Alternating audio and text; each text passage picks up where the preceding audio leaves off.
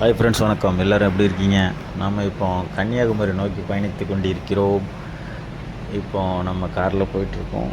அதாவது அங்கே இப்போ கன்னியாகுமரியில் போய் என்ன பார்க்க போகிறோன்னா வட்டக்கோட்டை ஃபோர்ட்டை பற்றி நான் அங்கே போய் வீடியோ எடுத்து உங்களுக்கு காமிக்க போகிறேன். இப்போ பார்த்தீங்கன்னாக்க இப்போ நம்ம கிராஸ் பண்ணக்கூடிய ஏரியா உங்களுக்கு தெரிஞ்சிருக்கும். கண்டிப்பாக நீங்கள் பார்த்துருக்கீங்க. அந்த மூவி ஒரு க்ளூ கொடுக்குறேன். அதாவது அது வந்து சூரியன் நடித்த படம். அந்த படத்தில் அந்த இடம் வரும். ஸோ இதை பார்த்துட்டிங்கன்னா நீங்கள் கமெண்ட் பண்ணுங்கள், அது எந்த இடம்னு சொல்லி கமெண்ட் பண்ணுங்கள். அந்த இடத்தோடைய சிறப்பை பற்றி நான் சொல்கிறேன், எங்கே இருக்குதுன்னு எக்ஸாக்டாக நான் சொல்கிறேன். வாங்க நம்ம வீடியோக்குள்ளே போகலாம். ஒரு வழியாக வட்டக்கோட்டை வந்தாச்சு. வட்டக்கோட்டை என்ட்ரன்ஸில் ஒரு குடம் ஷேப்பில் ஒரு பெரிய அதாவது சிமெண்ட்னால் கட்டப்பட்ட ஒரு குடம் ஷேப்பில் ஒரு என்ட்ரன்ஸில் ஒரு நுழைவாயில் இருக்குது. அது பார்க்குறதுக்கு ரொம்ப அழகாக இருக்குது. அப்புறம் இந்த வட்டக்கோட்டையுடைய அந்த சுவரை பாருங்கள், கல்னால் கட்டப்பட்ட அந்த சுவர் பார்த்திங்கனாக்கா அவ்வளோ ஒரு ஹைட்டு. அதாவது இது ஒரு சேஃப்டிக்காக அவ்வளோ ஹைட்டாக அவ்வளோ பாதுகாப்பாக கட்டப்பட்ட ஒரு சூழ்நிலை தான். இந்த வட்டக்கோட்டைங்கிறது எங்கே இருக்குதுன்னா, ஆக்சுவலாக இது வந்து கன்னியாகுமரிக்கு பக்கத்தில் 7 கிலோமீட்டர், கன்னியாகுமரியிலேருந்து 7 கிலோமீட்டர் டிஸ்டன்ஸில் இருக்குது பார்த்துருவோங்க. இது திருவிதாங்கூர் அரசின் கரை ஓரங்களை கண்காணிக்கவும் கடல் வழியாக அந்நியர்களின் படையெடுப்புகளில் இருந்து நாட்டை பாதுகாக்கும் நோக்கத்துடன் படை வீடுகளுடன் இந்த கோட்டை 18ஆம் நூற்றாண்டில் இந்த கோட்டையை கட்டியிருக்காங்க. எதிரிகளை வீழ்த்துவதற்காக 3 ஏக்கர் நிலத்தில் 25 மீட்டர் உயரத்தில் இக்கோட்டை கட்டப்பட்டுள்ளது. இந்த கோட்டையானது கன்னியாகுமரியிலிருந்து 7 கிலோமீட்டர், நான் ஆல்ரெடி சொன்னேன் இல்லையா, தொலைவில் உள்ளது வட்டக்கோட்டை. கிளைகள் உள்ளே பார்த்தீங்கன்னாக்கா அந்த பசங்களெல்லாம் கூப்பிட்டு வந்து ஒரு நாள் ஸ்பெண்ட் பண்ணுற மாதிரி இந்த கோட்டை வந்து அவ்வளோ அருமையாக இருக்குது. அந்த கோட்டை வந்து டச்சு கிழக்கிந்திய கம்பெனியின் கடற்கரை அலுவலராக இருந்து 1741ஆம் ஆண்டில் இடம்பெற்ற குளச்சல் சண்டையில் வேணாட்டு படையுடன் மோதி டச்சு தளபதியான யுஸ்டாச்சியாஸ் டி லெனோய் மேற்பார்வையில் செங்கற்கோட்டையாக இருந்த இந்த கோட்டையை கற்கோட்டையாக மாற்றி கட்டப்பட்டது. காலப்போக்கில் அவர் வேணாடு அரசின் நம்பிக்கையை உரியவராகி வேணாடு மன்னர் பல மார்த்தாண்டான் 1ஆம் திருவடி அவர்களால் படை தளபதியாக நியமிக்கப்பட்டார். அதாவது இந்த கோட்டை வந்து எப்படின்னா, முதல்ல வந்து சாதாரணமாக ஒரு கற்களால் கட்டப்பட்டதாக தான் இருந்திருக்கு. அப்புறம் வந்து இதை வந்து ஒரு கல் கட்டடமாக மாற்றிருக்காங்க. இந்த கோட்டையோட அமைப்பு பார்த்திங்கனாக்கா 1809ஆம் ஆண்டு ஆங்கிலேயர்கள் வந்து தோற்கடித்த போது, வேணாட்டு அரசை தோற்கடித்த போது இந்த கோட்டையை அழிக்காமல் விட்டுட்டாங்க. இந்த கோட்டையை வந்து இதை வந்து இடிக்காமல் விட்டுட்டாங்க.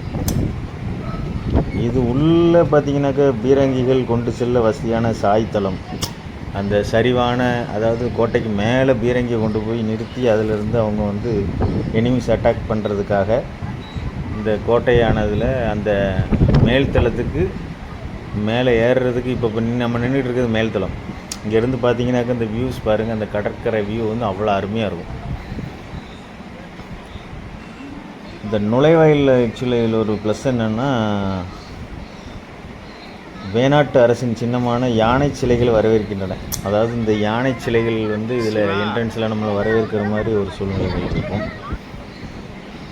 அப்புறம் இதில் வந்து கோட்டைக்குள்ளே பார்த்திங்கன்னா கண்காணிப்பு அறைன்னு ஒன்று இருக்குது, ஆய்வறை, ஆயுத சாலை ஆகியவையும் உள்ளன. மண்டபத்தில் மீன் சின்னம், அதாவது இந்த மண்டபத்தில் வந்து மீன் சின்னம் ஒன்று இருக்குது. இந்த மீன் சின்னம் வந்து பொறிக்கப்பட்டதால் இது கிபி 12ஆம் நூற்றாண்டில் இந்த கோட்டை பாண்டியர்களின் கைவசம் இருந்திருக்கலாம் என்று அப்படி வந்து கருதப்படுது அப்படின்னு சொல்லியிருக்காங்க. ஆக்சுவலாக பாண்டிய மன்னனுடைய சின்னம் வந்து பார்த்திங்கனாக்கா மீன். ஸோ அந்த மீன் சின்னம் வந்து இதில் பொறிக்கப்பட்டிருக்கு, மீனுடைய படம். அதனால இது பாண்டிய மன்னனுடைய கைவசம் இருந்திருக்கும் அப்படின்னு சொல்லியிருக்காங்க.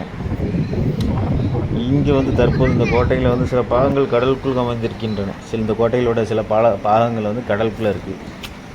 ஸோ இந்த கோட்டை இந்திய தொல்பொருள் ஆராய்ச்சி துறையில் கீழ் கொண்டு வரப்பட்டுள்ளது.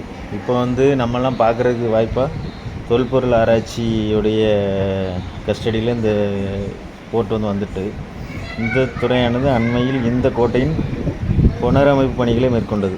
இப்போ கொஞ்சம் அதை கொஞ்சம் மறுசீர் செஞ்சுருக்காங்க. இது சுற்றுலாத்தலம். இந்த கோட்டை இப்பொழுது பயணிகள் மிகவும் விரும்பும் சுற்றுலாத்தலமாக திகழ்கிறது. ஸோ இப்போ டூரிஸ்ட் ஸ்பாட், இது பக்காவான ஒரு டூரிஸ்ட் ஸ்பாட். இங்கே பார்த்தாச்சுன்னா அவ்வளோ நமக்கு ஒரு பழைய இந்த பாகுபலி படங்கள்லாம் பார்த்துருப்போம். இப்படி ஏகப்பட்ட விஷயங்கள்லாம் இன்னும் நிறைய நம்ம அந்த போர், அப்போ இந்த படை, அதாவது அந்த காலத்து மன்னராட்சி முறை, அதில் இந்த மாதிரி ஒரு விஷயங்கள்லாம் நம்ம பார்ப்போம். இது கோட்டையிலே நம்ம நிறைய கோட்டைகள் பார்த்துருப்போம். செஞ்சி கோட்டை, அந்த கோட்டை, இந்த கோட்டைங்களை பார்த்துருப்போம். இந்த வட்டக்கோட்டை இதோடைய அமைப்பு ரொம்ப அழகான ஒரு தோற்றம். இந்த கடற்கரை வியூ இதெல்லாம் பார்க்குறதுக்கு வேறு லெவலில் இருந்துச்சுங்க. இது ஆக்சுவலாக பார்த்திங்கன்னா கடல் அலைகளின் காட்சியுடன், இந்த இடம் கடல் அலைகளுடன் காட்சியுடன், மற்றொரு புறம் மேற்கு தொடர்ச்சி மலை தொடர்களின் காட்சியுடன் அமைந்துள்ளது. இந்த கடற்கரை ஓரத்தில் காணப்படும் கருப்பு நிறத்தில் அமைந்த மணல் இதன் மற்றொரு சிறப்பாகும். இந்த கடற்கரை ஓரத்தில் இருக்கக்கூடிய மணல் கருப்பு நிறத்தில் காணப்படுமா.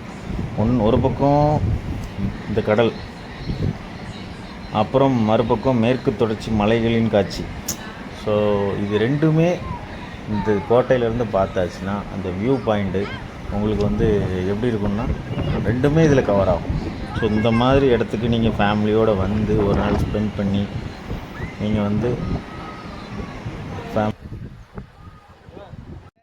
பார்த்தீங்கன்னா மார்னிங் 8 o'clock டு இதுதான் நான் சொன்ன அந்த பீரங்கி மார்னிங் 8 o'clock டு 5 o'clock.